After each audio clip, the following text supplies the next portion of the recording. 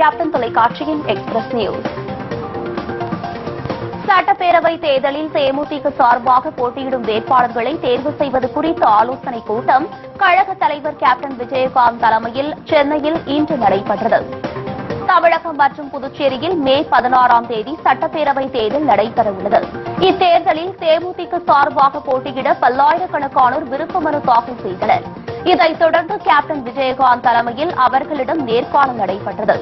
விருப்ப மனு அளித்தவர்களில் சிறந்த வேட்பாளர்களை அடையாளம் காண கழக இளைஞர் அணி செயலாளர் LK சுதீஷ் தலைமையிலான 10 பேர் கொண்ட தேர்வுக்குழு அமைக்கப்பட்டுள்ளது.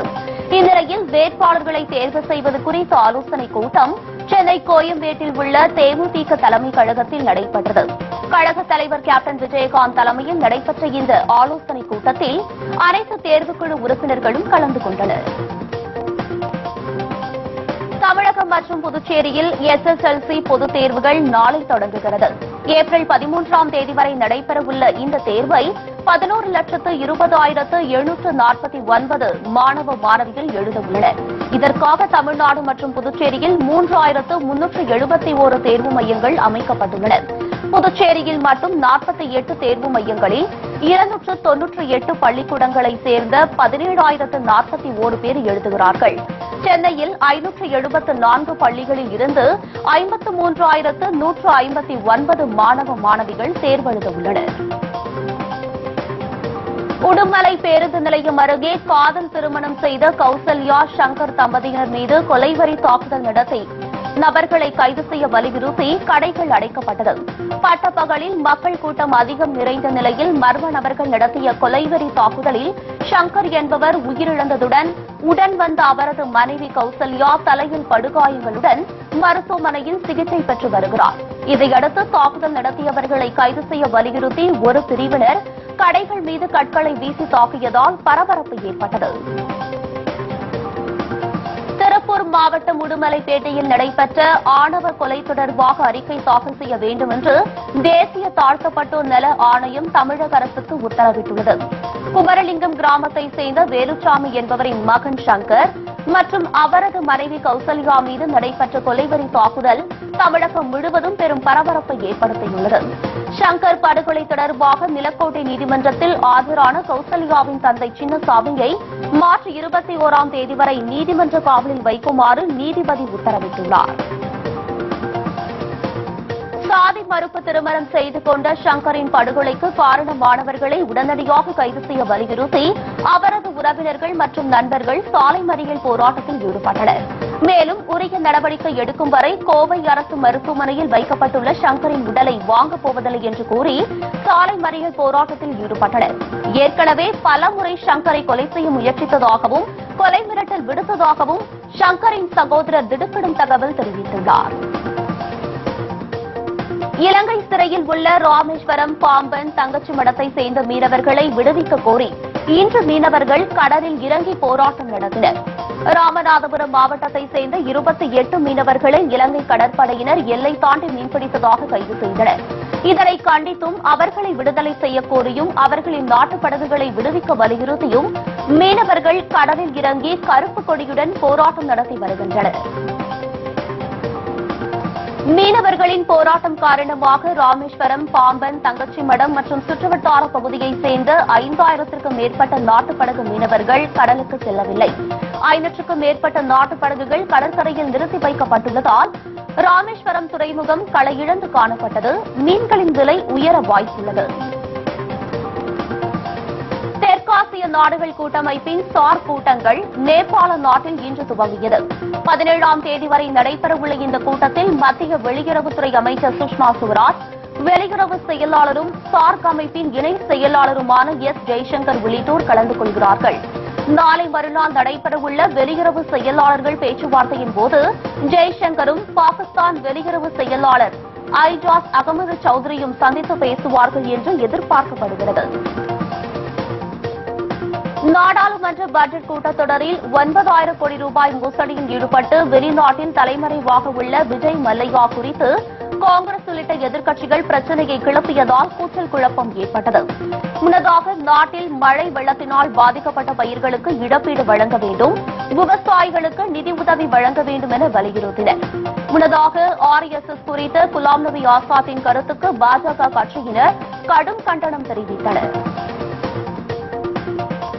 காங்கிரஸ் துணைத் தலைவர் ராகுல் காந்தி இங்கிலாந்து குடியுரிமை பெற்றவர் என்பதால் அவரை இந்திய குடியுரிமையில் இருந்து நீக்க வேண்டும் என்ற சுப்பிரமணிய சாமியின் குற்றச்சாட்டு தொடர்பாக விளக்கம் அளிக்குமாறு ராகுல் காந்திக்கு நாடாளுமன்ற நெறிமுறை குழு நோட்டீஸ் அனுப்பியுள்ளது. ராகுல் குடியுரிமை தொடர்பாக LK அத்வானி தலைமையிலான 11 பேர் கொண்ட குழு விசாரணை நடத்தியது.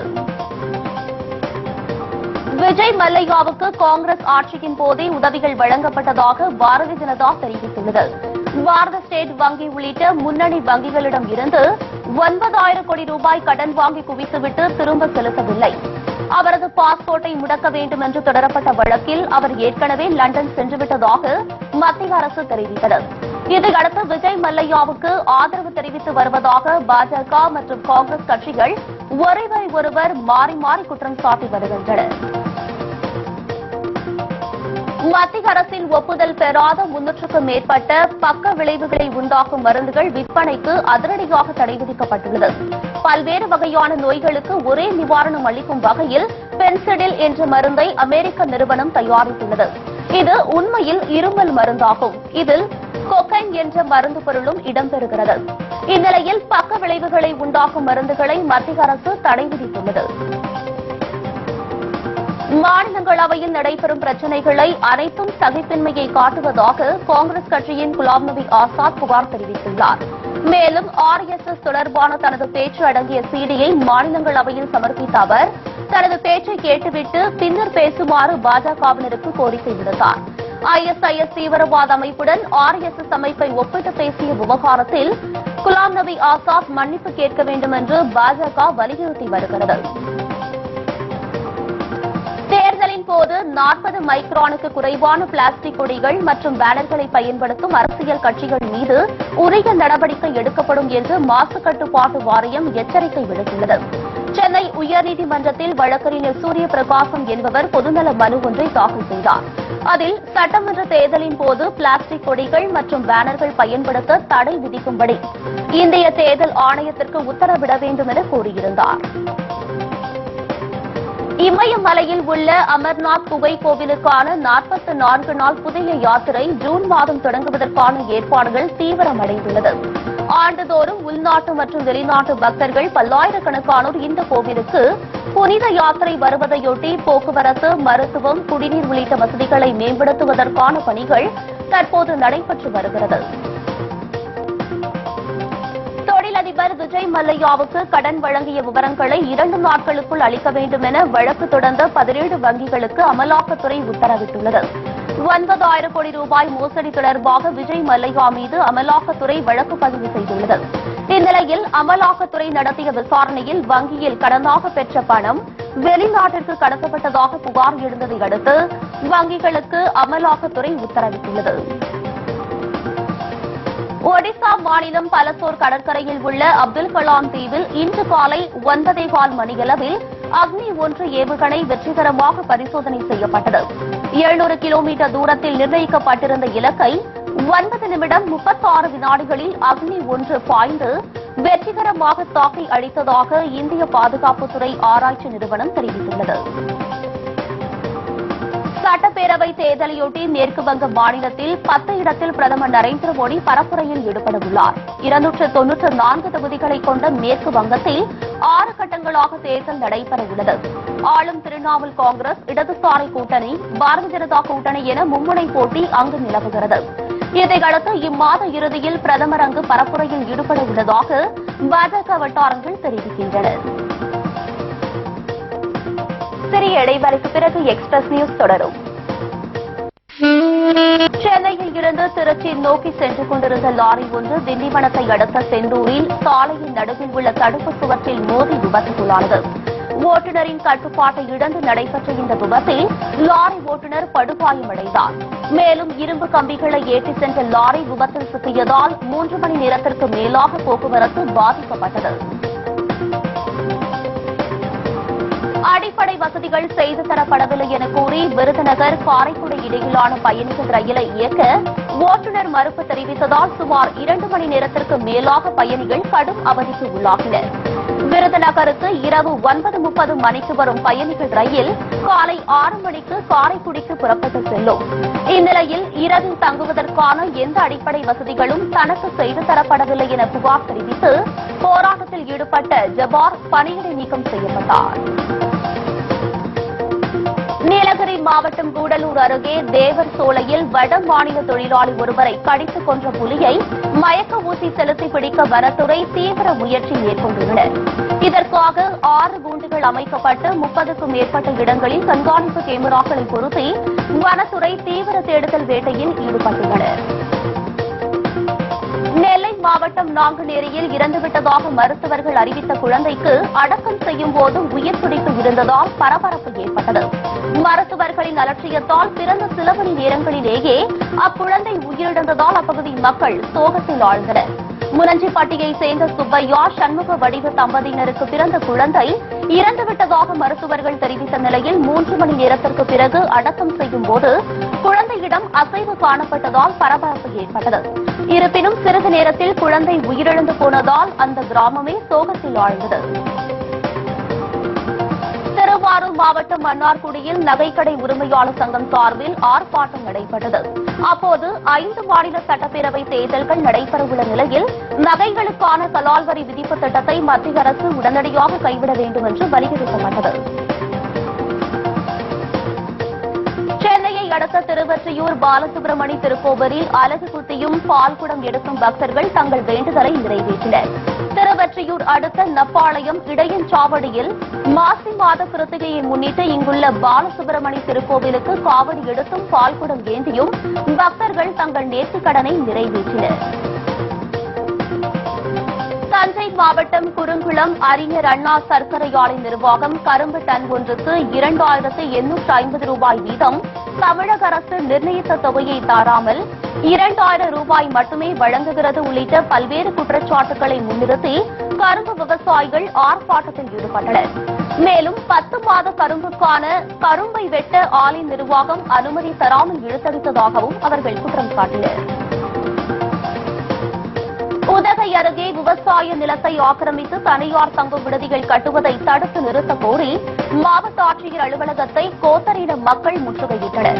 நீலகிரி மாவட்டம் உதகை அருகே உள்ள கொல்லிமலை கிராமத்தில் விவசாய நிலத்தை ஆக்கிரமித்து விடுதி அமைக்கப்படுவதை தடுத்து முற்றுகை போராட்டம் நடைபெற்றது. விவசாயி பாலன் மீது தாக்குதல் நடத்த காரணமான கொடாக் மகேந்திரா வங்கி அதிகாரி மற்றும் காவல்துறையினர் மீது வழக்கு பதிவு செய்து கைது செய்ய வலியுறுத்தி தஞ்சையில் விவசாயிகள் போராட்டத்தில் ஈடுபட்டனர். பாப்பாநாடு அருகே உள்ள சோழன்குடிக்காடு கிராமத்தைச் சேர்ந்த பாலனின் டிராக்டர் கடந்த 4ஆம் தேதி ஜப்தி செய்யப்பட்டதுடன் போலீசார் தாக்குதல் நடத்திய நிகழ்வுக்கு கடும் எதிர்ப்பு கிளம்பியுள்ளது குறிப்பிடத்தக்கது. கலால் வரி உயர்வை கண்டித்து போராட்டத்தில் ஈடுபட்டு வரும் நகைக்கடை உரிமையாளர்கள் காய்கறி விற்பனையில் ஈடுபட்டதால் பரபரப்பு ஏற்பட்டது. தங்கம் மற்றும் வைர நகைகள் மீது மத்திய அரசு விதித்த 1% கலால் வரி உயர்வை திரும்பப் பெற வலியுறுத்தி நாடு முழுவதும் நடைபெற்று வரும் போராட்டங்களை மத்திய அரசு கண்டுகொள்ளாததை அடுத்து விழுப்புரம் மாவட்டத்தைச் சேர்ந்த நகை வியாபாரிகள் மற்றும் பொற்கொள்ளர்கள் சங்கத்தினர் காய்கறி விற்பனையில் ஈடுபட்டு நூதன போராட்டத்தில் ஈடுபட்டனர். ராமநாதபுரத்தை அடுத்த சாயல்குடி அருகே மாணவிகளை ஏற்றி வந்த ஆட்டோ மீது மணல் லாரி மோதி விபத்துக்குள்ளானதில் 3 மாணவிகள் படுகாயமடைந்தனர்.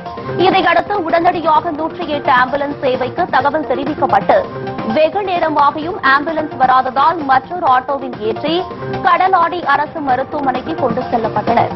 ஆனால் அங்கும் சிகிச்சை அளிக்க மருத்துவர் இல்லாததால் செவிலியர்கள் முதலுதவி சிகிச்சை மட்டுமே அளித்தனர். ஆயிரக்கணக்கான கிராமங்களை உள்ளடக்கிய கடலாடி தாலுகாவில் மிகப்பெரிய மருத்துவமனையில் போதுமான கட்டிட வசதிகள் இருந்தும் சிகிச்சை அளிக்க போதிய மருத்துவர்கள் இல்லை என்று அப்பகுதி மக்கள் குற்றம் சாட்டினர். அணைக்கட்டு அருகே முன்விரோதம் காரணமாக 6 பேர் கொண்ட கும்பல் தள்ளுவண்டியில் உணவருந்தியவரை அரிவாள் வெட்டிய படுகொலை செய்த நிகழ்வு பெரும் பதற்றத்தை ஏற்படுத்தியுள்ளது. அரைக்கட்டு பகுதியைச் சேர்ந்த வேலு என்பவரை குடிபோதையில் வந்த 6 பேர் கொண்ட கும்பல் சுற்றி வளைத்து அரிவாளால் வெட்டிவிட்டு தப்பியோடியுள்ளனர். முன்விரோதம் காரணமாக வேலு வெட்டி படுகொலை செய்யப்பட்டுள்ளதாக தெரியவந்துள்ளது. சென்னை திருவிக நகர் தொகுதிக்கு உட்பட்ட புளியந்தோப்பு பகுதியில் மாநகராட்சி பள்ளியில் வைக்கப்பட்டுள்ள வாக்குப்பதிவு இயந்திரங்களை மாவட்ட தேர்தல் அதிகாரி இன்று பார்வையிட்டார். சட்டமன்ற தேர்தல் அறிவிக்கப்பட்டதை அடுத்து நாடு முழுவதும் வாக்குப்பதிவு இயந்திரங்கள் சரிபார்க்கும் பணி நடைபெற்று வருகிறது. இந்நிலையில் திருவிக நகர் பகுதியில் தேர்தல் அதிகாரி மகேஸ்வரி மற்றும் மாவட்ட தேர்தல் அதிகாரி சந்திரமோகன் ஆகியோர் பார்வையிட்டனர். தலைவாசல் அருகே பட்டியில் வைக்கப்பட்டிருந்த 15 ஆடுகள் மர்மமான முறையில் இறந்து கிடந்ததால் பரபரப்பு ஏற்பட்டது. தேவியாக்குறிச்சி கிராமத்தைச் சேர்ந்த விவசாயி மணியின் ஆட்டுப்பட்டியில் அடைத்து வைக்கப்பட்டிருந்த ஆடுகளுக்கு மக்காசோளத்தில் விஷம் கலந்து கொடுத்திருப்பது மருத்துவ சோதனையில் தெரியவந்துள்ளது. பூவிருந்தவள்ளி அருகே நகை பறிக்கும் கும்பலை சேர்ந்த 3 பெண்களை காவல்துறை கைது செய்தனர்.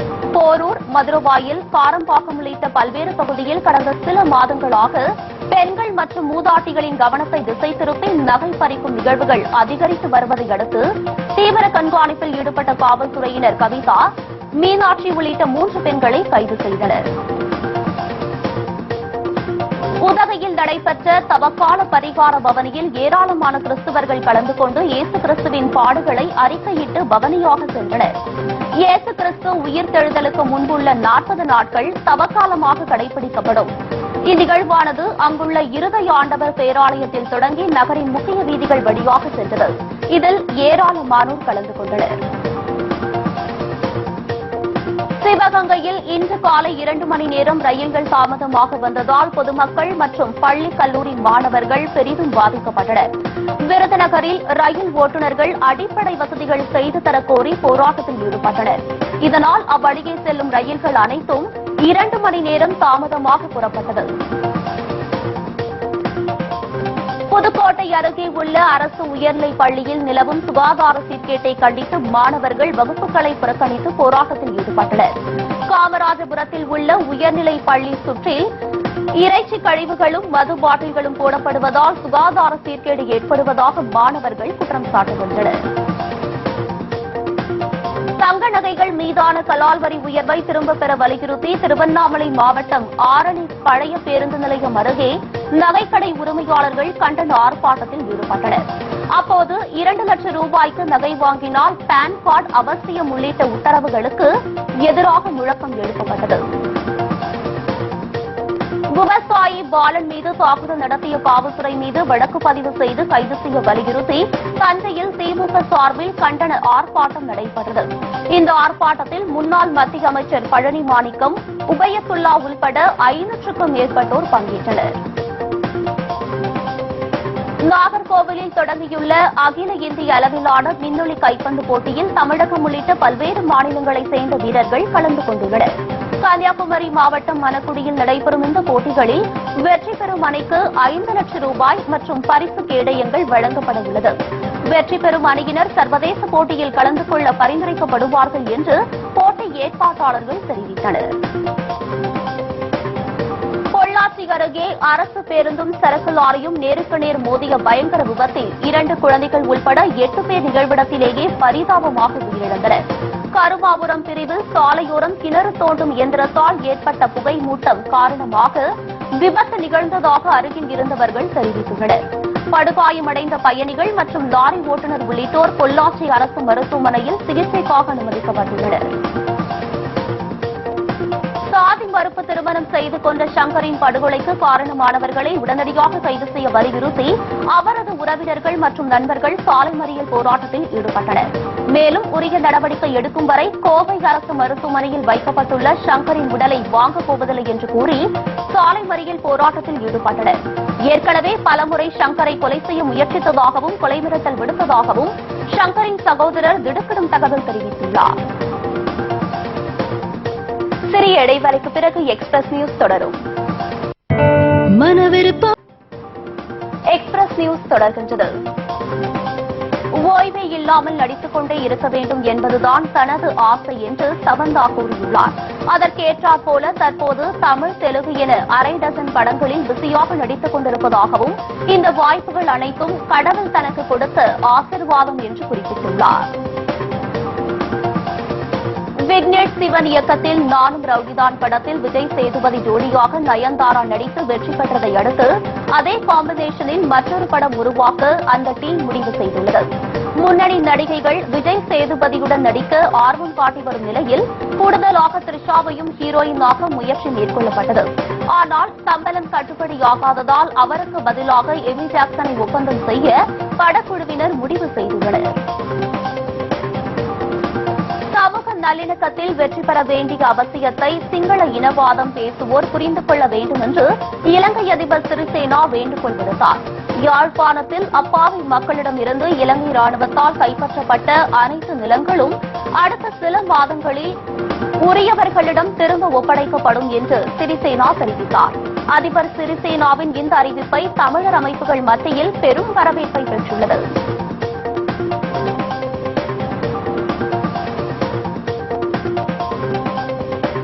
வடகொரியாவில் இன்று அதிகாலை 5 மணியளவில் திடீரென நிலநடுக்கம் ஏற்பட்டது. ரிக்டர் அளவுகோலில் 3.1 பதிவான நிலநடுக்கத்தால் ஏற்பட்ட பாதிப்பு குறித்து தகவல் எதுவும் இல்லை. உலக நாடுகள் மற்றும் ஐநா எச்சரிக்கையையும் மீறி வடகொரியா தொடர்ந்து அவ்வப்போது அணு ஆயுத சோதனையை நடத்தி வருகிறது. கடந்த ஜனவரி 6ஆம் தேதி வடகொரியா அணு சோதனை நடத்திய போது இதே பகுதியில் 5.1 ரிக்டர் அளவுக்கு நிலநடுக்கம் ஏற்பட்டிருந்தது குறிப்பிடத்தக்கது.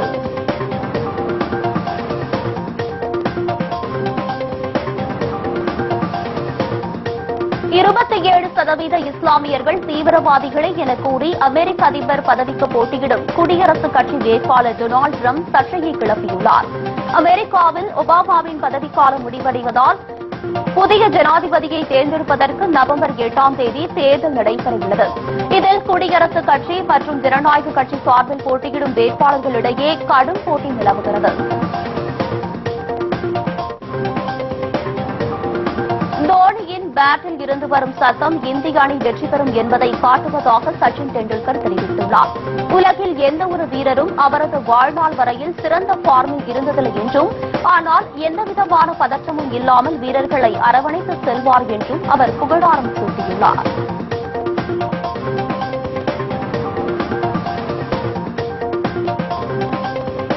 இந்திய ரசிகர்களை புகழ்ந்து தள்ளிய பாகிஸ்தான் கேப்டன் அப்ரதீப் லாகூர் நீதிமன்றம் நோட்டீஸ் அனுப்பியுள்ளது.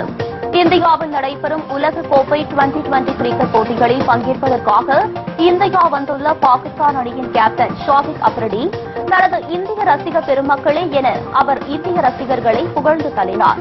இதையடுத்து அப்ரதீப் மீது தொடரப்பட்ட வழக்கில் 15 நாட்களுக்குள் பதில் அளிக்க வேண்டும் என்றும் லாகூர் நீதிமன்றம் அவருக்கு உத்தரவிட்டுள்ளது.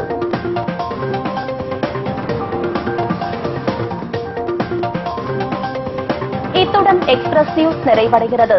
மீண்டும் செய்திகள் இரவு 8 மணிக்கு. உண்மை செய்திகளை உள்ளது உள்ளபடி உடனுக்குடன் தெரிந்து கொள்ள நமது கேப்டன் நியூஸ் தொலைக்காட்சியை பாருங்கள். வணக்கம்.